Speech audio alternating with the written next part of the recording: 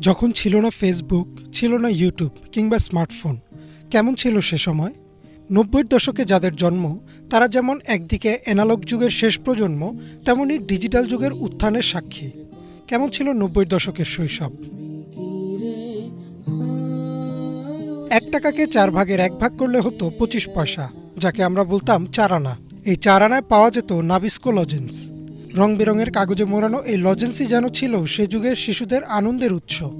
শুধু লজেন্স না, পাওয়া যেত কালারগাম নামের লম্বা এক ধরনের চুইংগাম। বেশ কিছুক্ষণ চাবালেই ম্যাজিকের মতো সাদা চুইংগাম হয়ে যেত গোলাপি। এছাড়াও ভাঙা প্লাস্টিক বোতল বা লোহা লক্কর দিয়ে পাওয়া যেত হাওয়াই মিঠাই বা কটকটি। চকলেটের পর ছিল খেলনা। তখন খেলার জন্য আধুনিক বা দামি কোনো খেলনা ছিল না।